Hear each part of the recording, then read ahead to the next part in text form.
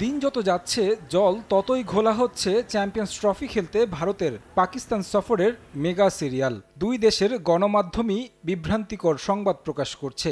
কখনো বিসিসিআই কিংবা আইসিসিকে বরাত দিয়েও ছড়ানো হচ্ছে বিভ্রান্তি। সম্প্রতি ভারতীয় গণমাধ্যম দাবি করে চ্যাম্পিয়ন্স ট্রফি আয়োজনের ব্যাপারে আইসিসির কাছে হাইব্রিড মডেলের প্রস্তাব করেছে বিসিসিআই, যেখানে বলা হয় ভারতের ম্যাচগুলো শ্রীলঙ্কা অথবা দুবাইয়ে আয়োজনের। এমনকি বলা হয়েছে ভারত নাকি এরই মধ্যে পাকিস্তান সফরের বিষয়টি নাকচ করে দিয়েছে। চলমান উড়ো খবর নিয়ে মুখ খুলেছে বিসিসিআই সহসভাপতি। তিনি তার বক্তব্যে উড়িয়ে দিয়েছেন বিভ্রান্তিকর তথ্যগুলো। আমি জানি না কোন সূত্র থেকে এ ধরনের খবরগুলো প্রকাশ করা হচ্ছে। বিসিসিআই এখন কোনো ধরনের অফিসিয়াল বক্তব্য দেয়নি এশিয়া কাপে পাকিস্তান সফরের ব্যাপারে।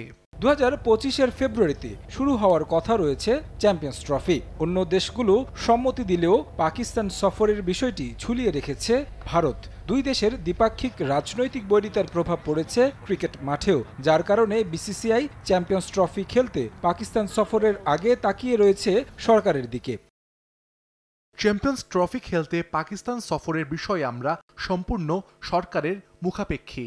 এ ব্যাপারে ভারত সরকার যে সিদ্ধান্ত দিবে আমরা তাই করব। আমরা তখনই ভারত ক্রিকেট দল পাকিস্তানে পাঠাবো যখন সরকার আমাদের অনুমতি দেবে।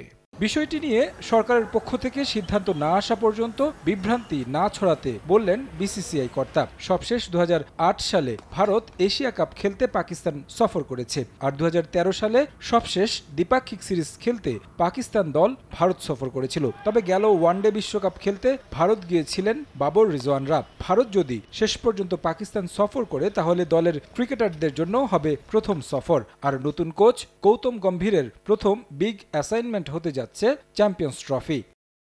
তারেক হাসান শিমুল, সময় সংবাদ।